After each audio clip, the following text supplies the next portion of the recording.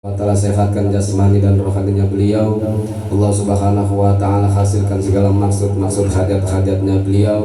Allah Subhanahu wa Ta'ala mudahkan segala urusan-urusannya beliau, baik daripada keturunan, anak-anak, cucu dan menantunya. Amin ya Allah ya Rabbal alamin.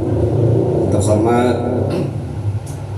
yang sama-sama saya hormati, sama-sama saya muliakan para jamaah ikhwan wal akhwat fillah Majelis Zikir Ruhbanul Lail yang insyaallah Allah Subhanahu wa Ta'ala senantiasa memberikan rahmat, taufik, hidayah dan inayahnya kepada kita dan keluarga kita serta orang tua kita, amin. Yang semoga Allah Subhanahu wa Ta'ala senantiasa hasilkan segala hajat-hajat dunia, hajat-hajat akhirat, hajat-hajat yang terucap ataupun yang terbersit dalam hati, amin ya Allah ya Rabbal alamin. Dan semoga keluarnya kita daripada majelis zikir yang insyaallah dimuliakan Allah ini, Allah Subhanahu wa Ta'ala hapuskan segala salah-salah, hilap-hilap dan dosa-dosa kita, amin ya Allah ya Rabbal alamin. Ini malam saya perlu ingetin lagi kenapa kita setiap kali zikiran itu kita selalu beristighfar. Astaghfirullahaladzim, astaghfirullahaladzim, astaghfirullahaladzim. Mau ziarah ke, mau saat zikiran ke, mau kemana-mana ke, di tempat apa ke, acara apa ke, baca sesaman ke, apa ke, kenapa kita selalu awali dengan istighfar? Ini pentingnya istighfar. Kita tanamin lagi di hati kita ketika kita baca astaghfirullahaladzim. Itu bukan cuma sekedar kita memohon ampun kepada Allah Subhanahu wa Ta'ala, tetapi di kalimat astaghfirullahaladzim itu ada kalimat asta'ni'uka wa ni'matika ya zabarun minar roh. Artinya ketika kita berucap astaghfirullahaladzim, di hati kita tanemin itu rasa kita benar-benar mohon ampun kepada Gusti Allah Subhanahu wa Ta'ala. Satu hari, satu minggu, kita tiap hari dari jalan, ngomong, berpikir, berperilaku, itu pasti banyak salahnya. Salah pasti banyak hilapnya, hilap pasti banyak dosanya. Kita mau berzikir langsung kepada Allah Subhanahu wa Ta'ala. Makanya ketika sebelum kita berzikir, kita diharuskan beristighfar terlebih dahulu. Karena zikru wa nuran, zikir itu adalah cahaya, cuma bisa masuk kepada yang bercahaya. Kalau hati kitanya gelap, susah zikir itu bisa masuk, susah zikir itu bisa dihayatin, susah zikir itu bisa dimaknain. Ketika kita baca astaghfirullahaladzim, kita mohon kepada Allah, ya Allah ampuni saya. Astaghfirullahaladzim, ya Allah tutupi aib saya. Astaghfirullahaladzim, ya Allah lindungi diri saya, keluarga saya, orang tua saya, anak cucu saya. Astaghfirullahaladzim, ya Allah saya benar-benar mohon kepada Engkau ya Allah, benar-benar mohon kepada Engkau ya Allah. Kasafin, apa artinya kasafin? Itu di hati kita mohon, di mulut kita baca astaghfirullahaladzim, di hati kita ngomong ya Allah ampuni saya, ampuni anak cucu saya. Astaghfirullahaladzim, ya Allah tutupin aib saya. Karena siapapun ketika aibnya terbuka pasti terhina, pasti malu. Jangankan malu kepada manusia, kepada diri sendiri aja malu. Di kalimat astaghfirullahaladzim itu penting yang luar biasa. Sampai sebegitu pentingnya juga kalimat istighfar itu. Orang tahunya ketika dia berbuat salah, dia berucap astaghfirullahaladzim. Tahunya ketika dia melalaikan sesuatu, dia berucap astaghfirullahaladzim. Tahunya yang orang tahu kebanyakan hari seperti itu. Tapi sebenarnya apa? Satu contoh, kita habis sholat. Sholat perbuatan yang salah bukan? Sholat perbuatan yang mengandung dosa bukan?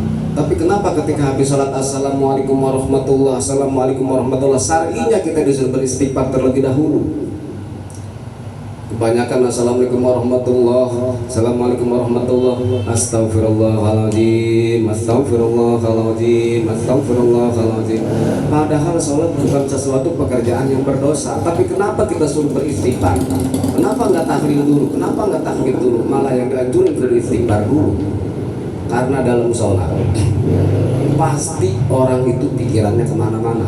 Saat orang itu pikirannya kemana-mana, dia lupa udah rakaat berapa ini, dia lupa ini udah bacaan apa ini. Ketika dia jadi makmum, tahu-tahu udah ruku aja, gue juga belum baca Fatihah, kasarnya kan begitu. Ini belum baca Fatihah. Nah itu kelalaian pikiran ketika kita sholat, kita lengkapin ketika setelah selesai sholat. Astagfirullahaladzim, ya Allah ampuni saya udah lalai ketika menyembah Engkau aja, ketika posisi berdiri sholat saya udah lalai. Kita lengkapin istighfarnya di situ. Makanya bukannya tahlil dulu, tahmid dulu, bukan, tapi istighfar dulu. Astagfirullahaladzim, astagfirullahaladzim, astagfirullahaladzim.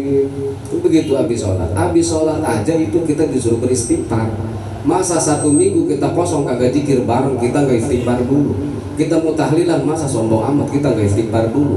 Seberapa bersihkah diri kita, seberapa sucikah diri kita? Pernah ngaca nggak kita di depan kaca? Coba ngaca, berapa banyak dosa kita, berapa banyak lidah kita buat ngegubah orang, berapa banyak tangan kita buat ngejairin orang, berapa kotornya hati kita ketika kita nyaci maki orang, ketika kita memfitnah orang, ketika kita suudzon nama orang. Itu kita ini mau menghadap Allah Subhanahu wa Ta'ala, kita mau berzikir, bersihin hati kita, memohon segala apapun yang kita mau daripada Allah. Masa bawa-bawa hati kotor?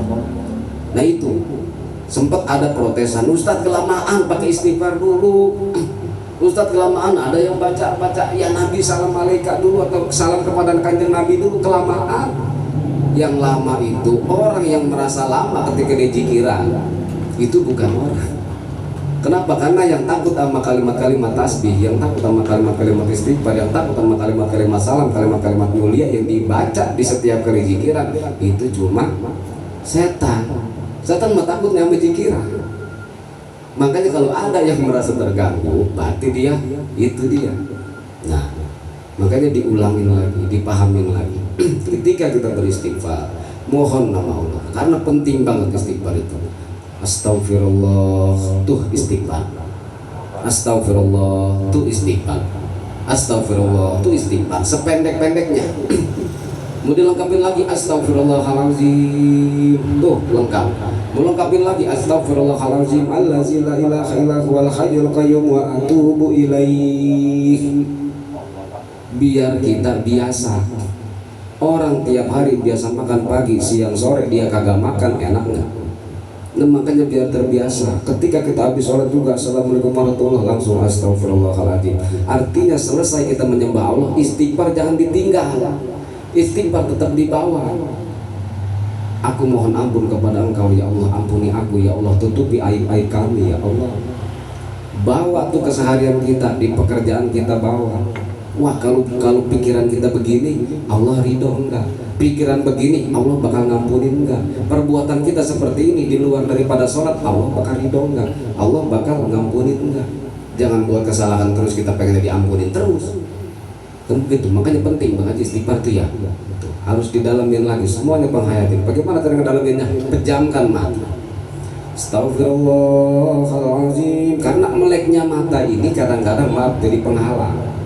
Penghalang apa? Penghalang itu dunia tadi. Ingat ke sono, ingat ke sini, ingat ke sono, ingat ke sini. Sholat aja begitu. Posisi sakral paling sakral. Ketika kita menyembah Allah masih aja ingat yang lain, apalagi sekadar kayak begini gitu dikira. Makanya penting pejamin mata. Astagfirullahaladzim. Lidah kita seperti itu, hati kita mohon ya Allah ampuni saya. Kuatin. Bukan cuma sekedar syarat di hati kita ngucapin, tapi benar-benar kita mohon kepada Gusti Allah, ampuni saya, jaga diri saya, keluarga saya. Astagfirullahaladzim wa ni'matika wa atubu ilaika bi fadlika najrumatina fi Rasulillah sallallahu alaihi wa alihi wasallam bidawahum tariqatuna fi alfiyatun nabrurah. Nah, ketika orang-orang baca istighfar itu, sadar kagak disadari 70.000 malaikat itu ngedampingin dia. Ngedampingin.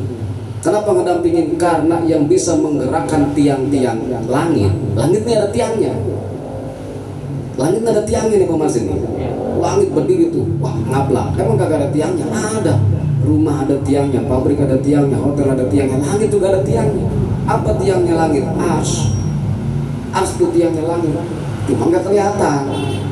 Nah, ketika kita astagfirullahaladzim, ya Allah ampuni saya, tuh tiang-tiangnya langit tadi bergetar tuh.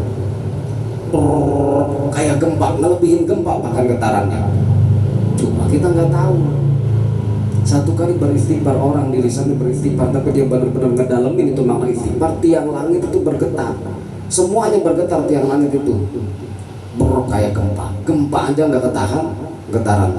Nah gimana kalau kita ngebayangin, kalau kita tahu tiang-tiangnya langit itu bergetar, makanya dikasapin nama Allah. Cuma makhluk-makhluk Allah yang dikehendaki, yang